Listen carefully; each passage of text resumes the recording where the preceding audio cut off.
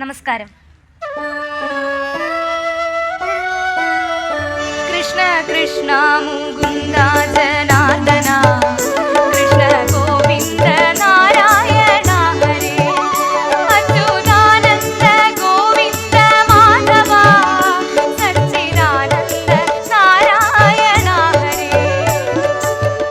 ശ്രീ ഗുരുവായൂരപ്പന്റെ ഇഷ്ടതോഴനായി ക്രിസ്തുഅബ്ദം 8-ാം നൂറ്റാണ്ടിൽ ജീവിച്ചിരുന്ന ഭക്തനായ ഒരു നമ്പൂതിരിയുടെ കഥ. പൂന്താനം. ഇന്നലെയോളം എന്തെന്നറിഞ്ഞില്ല, ഇനി നാളെയും എന്തെന്നറിഞ്ഞില്ല, ഇനി കണ്ട തടിക്കു വിനാശവും, ഇന്ന നേരം എന്നേതും അറിഞ്ഞില്ല. കൃഷ്ണചിന്ത തുളുമ്പുന്ന ഗീതങ്ങളും ഭക്ത്യാധിഷ്ഠിത തത്വചിന്ത പ്രകാശിപ്പിക്കുന്ന കാവ്യങ്ങളും കൊണ്ട് മലയാളികളെ പ്രചോദിപ്പിച്ച കവി പൂന്താനം. പൂന്താനത്തെക്കുറിച്ച് ധാരാളം ഐതിഹ്യങ്ങൾ പ്രചരിച്ചിട്ടുണ്ട്. പൂന്താനം എന്ന ഇല്ലപ്പേരിലാണ് അദ്ദേഹം അറിയപ്പെട്ടിരുന്നത്. മലപ്പുറം ജില്ലയിൽ പെരിന്തൽമണ്ണ താലൂക്കിൽ നെന്മേനി അംശത്തിൽ പൂന്താനം അഥവാ പൂങ്കാവനം എന്ന കവിഗൃഹത്തിലെ ഒരു നമ്പൂതിരി, ശുദ്ധനായ ഒരു നമ്പൂതിരി.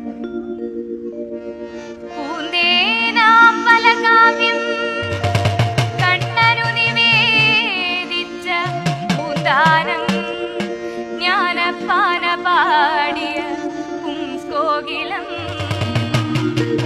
പൂന്താനം ജ്ഞാനപ്പാന പാടിയ പുംസ്കോകിലം. ഏറെക്കാലം പൂന്താനത്തിന് മക്കളില്ലായിരുന്നു. ആ ദുഃഖത്തിലും അദ്ദേഹം കൃഷ്ണനിൽ അഭയം തേടി. കൃഷ്ണൻ മനസ്സിൽ കളിക്കുമ്പോൾ ഉണ്ണികൾ മറ്റു വേണമോ മക്കളാ. ഉണ്ണിക്കണ്ണൻ കനിഞ്ഞു. വളരെ കാലത്തെ പ്രാർത്ഥനയ്ക്ക് ശേഷം പൂന്താനത്തിന് ഒരു ഉണ്ണി പിറന്നു. ഉണ്ണിക്കണ്ണനെ പോലെ സുന്ദരനായ ഒരു ഉണ്ണി.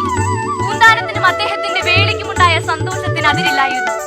ഉണ്ണിയുടെ അന്നപ്രാശനാടിയന്തര കർമ്മം, ചോറൂണ് കർമ്മം, കഴിവിനൊത്തവണ്ണം അത് ആർഭാടമായി തന്നെ നടത്തുവാൻ അവർ തീരുമാനിച്ചു. എല്ലാവരെയും ക്ഷണിച്ചു. ക്ഷണിച്ചവരെല്ലാം വന്നു. മുഹൂർത്തം രാത്രിയിലായിരുന്നു. ഉണ്ണിയെ ഒരു ഭാഗത്ത് ഉറക്കിക്കിടത്തിയിട്ട് പൂന്താനത്തിന്റെ പത്നി അതിഥികളെയും മറ്റും സ്വീകരിക്കുന്നതിന് വേണ്ടി ഉമ്മറത്തേക്ക് പോയി. ഈ സമയം അതിഥിയായി വന്ന ഏതോ ഒരു സ്ത്രീ ഉണ്ണി കിടന്നുറങ്ങുന്നത് ശ്രദ്ധിക്കാതെ തന്റെ ഉത്തരീയം ഉണ്ണിയുടെ മേൽ അലക്ഷ്യമായി ഇട്ടിട്ട് പോയി. പിന്നാലെ വന്ന മറ്റൊരു സ്ത്രീ അവരുടെ മേൽമുണ്ടൂരി അവിടെ ഇട്ടു. ചോറൂണിന്റെ മുഹൂർത്തത്തിന് അല്പം മുമ്പ് ഉണ്ണിയെ എടുത്ത് കുളിപ്പിക്കുവാനായി ചെന്ന ആ അമ്മ കണ്ടത് ആ തുണിക്കെട്ടുകൾക്കിടയിൽ ശ്വാസം മുട്ടി മരിച്ചു കിടക്കുന്ന തന്റെ പൊന്നോമന പുത്രനെയാണ്. എന്റെ മോനെ, എനിക്ക് എന്ത് പറ്റി? കണ്ണു തുറക്കണ. അവർ വാവിട്ട് നിലവിളിച്ചു. പൂന്താനവും ആ കാഴ്ച കണ്ട് സങ്കടം സഹിയാഞ്ഞ് തല തല്ലിക്കടന്നു. മാറ്റുനോറ്റുണ്ടായൊരുണ്ണി, ആയിരം നേർച്ച നേർന്നുണ്ടായൊരുണ്ണി, ആദി സമ്മാനിച്ചു പോയോ നീ ആരോമലാം കണ്ണനുണ്ണി. പുത്രവിയോഗം പൂന്താനത്തിന്റെ മനസ്സിനെ ആകപ്പാടെ ഉലച്ചു. ഉണ്ണി മരിച്ചതോടെ അദ്ദേഹം തീർത്തും വിരക്തനായി. ആ ദുഃഖത്തിൽ ഉള്ളുരുകി എഴുതിയതാണത്രേ ഇഹലോക ജീവിതത്തിന്റെ നശ്വരത വെളിവാക്കുന്ന ജ്ഞാനപ്പാന.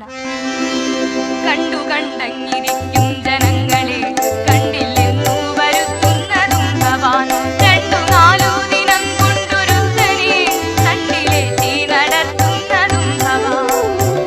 മാളിക മുകളേറിയ മന്നന്റെ തോളിൽ മാറാപ്പു കേറ്റുന്നതും ഭവാൻ, തോളിൽ മാറാപ്പു കേറ്റുന്നതും ഭവാൻ. കൃഷ്ണ കൃഷ്ണ മുകുന്ദ ജനാർദ്ദന, കൃഷ്ണ ഗോവിന്ദ നാരായണ ഹരേ.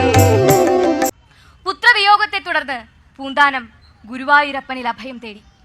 പൂന്താനം ഗുരുവായൂർ അമ്പലത്തിലെത്തുമ്പോൾ അവിടെ ഒരാൾ രോഗശമനത്തിനായി ഭജന ഇരിക്കുന്നുണ്ടായിരുന്നു. മഹാസംസ്കൃത പണ്ഡിതനായ മേൽപ്പത്തൂർ നാരായണ ഭട്ടതിരി.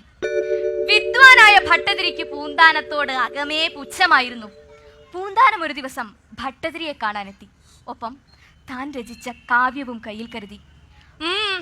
എന്താ പൂന്താനം? ഒന്നുമില്ല, വെറുതെ ഒന്ന് കാണാൻ വന്നതാ. ഓഹോ, കണ്ടുലോ, എന്നാ പോയിക്കൂടെ?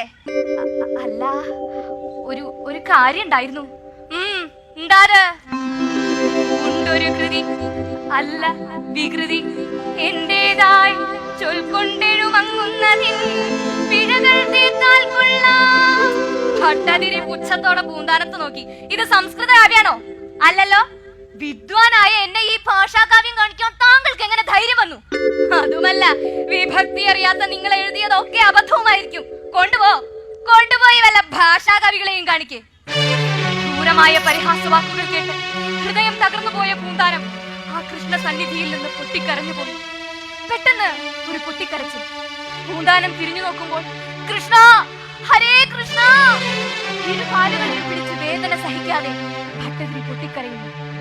ശമിച്ചിരുന്ന വാതരോഗം കലശലായി.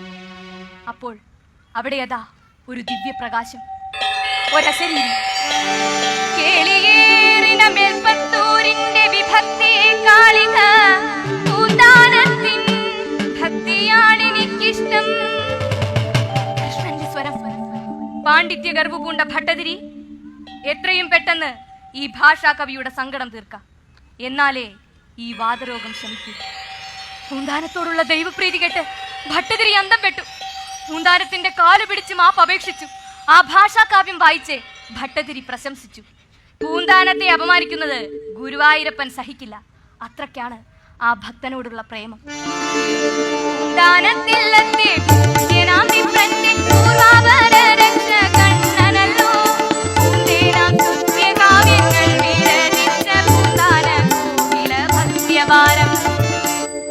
പൂന്താനത്തിന് പാണ്ഡിത്യം കുറവായിരുന്നുവെങ്കിലും ഗുരുവായൂരമ്പലത്തിൽ പല പണ്ഡിതന്മാരും ഭാഗവതം വായിച്ച് അർത്ഥം പറയുന്നത് കേട്ട് കേട്ട് ഭാഗവതം തന്നെ അദ്ദേഹത്തിന് ഹൃദിസ്ഥമായി.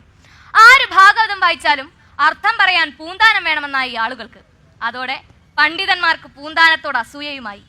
ഇയാളെ ഒരു പാഠം പഠിപ്പിക്കണം അവർ തീരുമാനിച്ചു. അന്ന് ഗുരുവായൂരപ്പന് ഏറ്റവും പ്രിയപ്പെട്ട രുക്മിണി സ്വയംവരമായിരുന്നു ഭാഗം. രുക്മിണിയുടെ ദൂതുമായി ഒരു ബ്രാഹ്മണൻ കൃഷ്ണനെ കാണാൻ ചെന്നതാണ് സന്ദർഭം. രുക്മിണി ഇങ്ങനെയൊക്കെ പറഞ്ഞേ, ഒരെഴുത്തും കൊടുത്തയച്ചു എന്ന് പൂന്താനം അർത്ഥം പറഞ്ഞു. ഹേ, ആ പറഞ്ഞത് ശരിയല്ല. എഴുത്ത് കൊടുത്തയച്ചു എന്ന് ഏത് ശ്ലോകത്തിലാണ് പറഞ്ഞിട്ടുള്ളത്? പൂന്താനം ഇളിഭ്യനായി. അപ്പോൾ ശ്രീകോവിലിനകത്തു നിന്ന് ഒരശരീരി ഉണ്ടായി. എഴുത്തു കൊടുത്തയച്ചില്ല എന്ന് ഏത് ശ്ലോകത്തിലാണ് പറഞ്ഞിട്ടുള്ളത്? ആ പണ്ഡിതൻ എന്റെ അടുക്കിലേക്ക് വന്നപ്പോൾ രുക്മിണിയുടെ ഒരെഴുത്തുകൂടി കൊണ്ടുവന്നിരുന്നു. സാക്ഷാൽ കൃഷ്ണന്റെ ശബ്ദം കേട്ട് അവിടെ കൂടിയിരുന്നവർ അത്ഭുതപ്പെട്ടു. കൃഷ്ണൻ പൂന്താനത്തിന്റെ രക്ഷയ്ക്കെത്തി.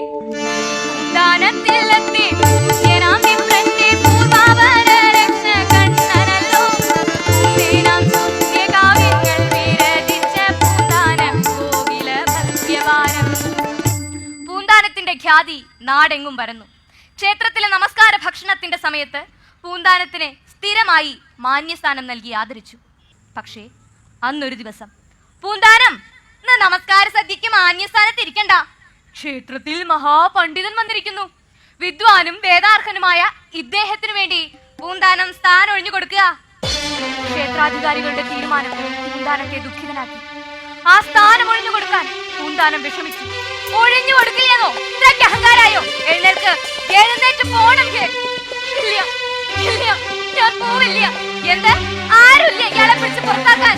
ക്ഷേത്രാധികാരികൾ പൂന്താനത്തെ പിടിച്ചു വലിച്ച് അവിടെ എഴുന്നേറ്റു. അദ്ദേഹം കണ്ണുനീർ പൊഴിച്ചു.